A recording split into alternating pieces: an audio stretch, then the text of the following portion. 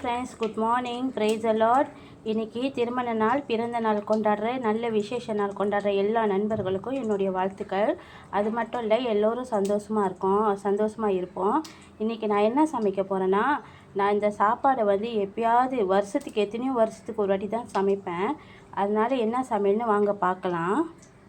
இங்கே பாருங்கள் ஃப்ரெண்ட், நான் கருப்பில் முருங்கைக்காய், வெங்காயம், அப்புறம் டொமேட்டோ ஸ்லைஸ் பண்ணி வச்சுருக்கேன். இவங்க எல்லாத்தையும் ஒட்டுக்கா போட்டு, இங்கே கடுகு உப்பு இருக்காங்களா, இவங்க கூட ஒட்டுக்கா போட்டு தாளிச்சிடலாம். பாருங்கள், இவங்க எல்லாத்தையும் ஒன்றா போட்டிருக்கேன். இவங்க எல்லாம் ஒன்றா நல்லா வெந்து வரட்டும் ஃப்ரெண்ட், பார்க்கலாம். இங்கே பாருங்கள், தெம்பை போட்டு பொரிச்சிக்கிட்டு இருக்கேன். வெறும் உப்பு மட்டும்தான் போட்டிருக்கேன் ஃப்ரெண்ட். இவங்கள போட்டு நல்லா பொரிச்சிக்கிட்டு இருக்கேன்.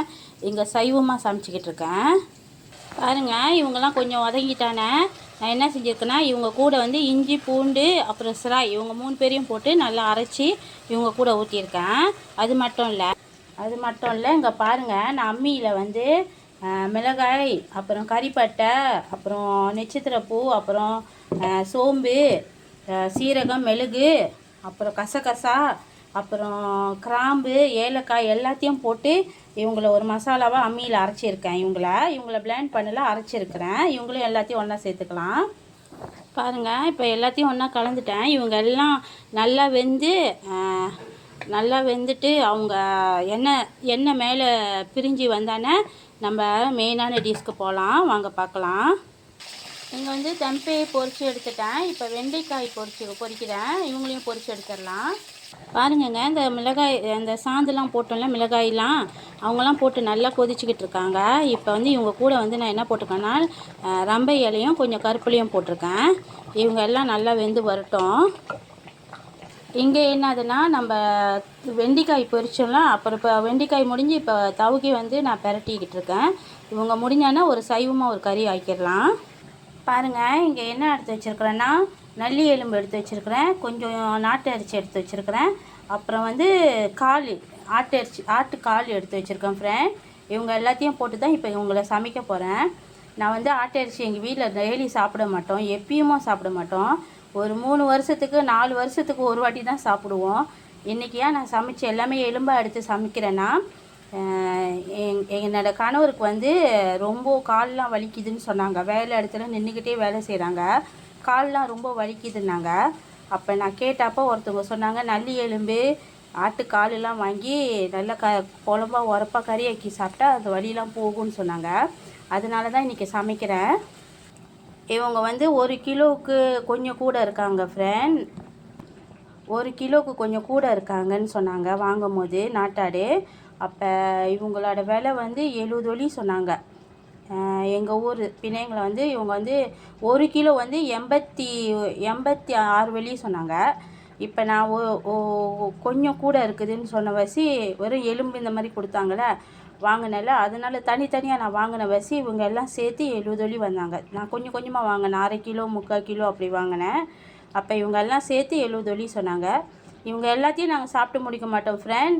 இன்றைக்கி லஞ்சு மட்டும்தான் சாப்பிடுவோம், டின்னர் நாங்கள் சாப்பாடு எடுத்துக்க மாட்டோம். அதனால மிச்சம் எங்கள் ஃப்ரெண்ட்ஸுக்கெலாம் நாங்கள் ஷேர் பண்ணிக்குவோம். பாருங்கங்க, நாட்டாடுன்னு சொன்னாங்க. ஆனால் பாருங்களேன், நாட்டாடில் கூட பாருங்கள் எவ்வளோ எண்ணெய் இருக்காங்க. ஆனால் நான் இவங்கள பாய்க்க மாட்டேன் ஃப்ரெண்ட். நான் எப்பயுமே ஆட்டு அரிசியை நல்லா வேக வச்சுட்டு அந்த தண்ணியை ஊற்றிட்டு அதுக்கப்புறம் வேக வச்ச ஆட்டு அரிசியை நல்லா கழுவிட்டு அப்புறம் தான் பாய்ப்பேன். இவங்கள நான் பாய்க்கவே மாட்டேன், அறவே பாய்க்க மாட்டேன். ஆனால் எல்லோரும் என்னோடய ஃப்ரெண்ட்ஸ்லாம் சொல்லுவாங்க டேஸ்ட்டாக இருக்காதுன்னு. ஆனால் நான் சமைச்சா டேஸ்ட்டாக இருக்குது. அவங்க சொல்லுவாங்க, நீ தண்ணி இந்தமாரி அவிச்சு ஊற்றிட்டு கழுவிட்டு சமைச்சதே தெரியாமல் இருக்குதுன்ட்டுன்னு. அதனால் நான் இந்த தண்ணியை பாய்க்க மாட்டேன். பாருங்கள் எவ்வளோ எண்ணெயாக இருக்காங்க பாருங்கள். சாப்பிட்டோம், எங்கள் வீட்டுக்கார் இதை சாப்பிட்டாருன்னு வச்சுங்களேன், அவ்வளோதான். இங்கே பாருங்கள், சூப்பராக ஆக்கிட்டேன். நல்லி எலும்பு, ஆட்டரிசி கால், இவங்க எல்லாத்தையும் போட்டு சூப்பரான ஒரு குழம்பு. ஆனால் திக்கா ஆக்கியிருக்கேன் ஃப்ரெண்ட். கொஞ்சம் பேர் தான் நாங்கள் தானே சாப்பிட்றதுக்கு. இன்றைக்கி ஆர்டர்ஸ் இல்லை, இன்றைக்கி சைவம் மட்டும்தான் ஆர்டர்ஸ் இருக்குது. அதனால் இவங்கள நான் கொஞ்சமாக ஆக்கியிருக்கேன் நாங்கள் சாப்பிட்றதுக்கு. இங்கே சைவக்காரவங்களுக்கு சூப்பராக ஃபிஷ் கறி ஆக்கிக்கிட்டு இருக்கிறேன். இவங்க முடிஞ்சான வேலை முடிஞ்சிருச்சு.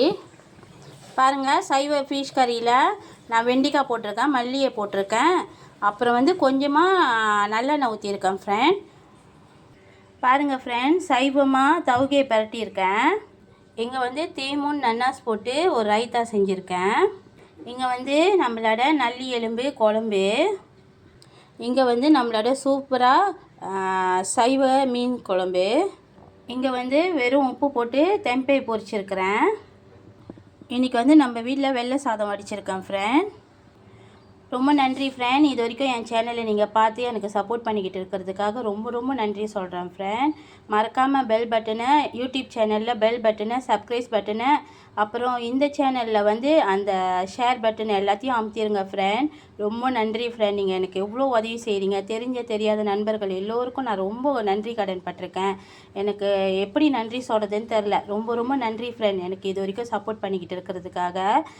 மறக்காமல் பெல் பட்டன், சப்ஸ்கிரைப் பட்டன், அப்புறம் ஷேர் பட்டன் எல்லாத்தையும் அமுத்திடுங்க. நீங்களும் இந்த ரெசிபியை செஞ்சு சாப்பிட்டு பாருங்கள். நான் வந்து அன்னாடிக்கும் என்னோடய ரெசிபியில் வந்து இவ்வளோ குவான்டிட்டிலாம் நான் சரியாக கொடுக்க மாட்டேன். ஏன்னா அது என்னோடய குவான்டிட்டி எவ்வளோன்னு நான் எனக்கு திட்டமாக போட்டுக்குவேன். அதேமாரி நீங்களும் உங்களோட குவான்டிட்டி, உங்கள் ஃபேமிலி மெம்பர்ஸ் எவ்வளோ இருக்காங்களோ அவங்களுக்கு எவ்வளோ நீங்கள் பயன்படுத்த போகிறீங்களோ அவ்வளோ நீங்கள் சமையலுக்கு பயன்படுத்திக்கிங்க ஃப்ரெண்ட். ரொம்ப நன்றி ஃப்ரெண்ட். பாய்.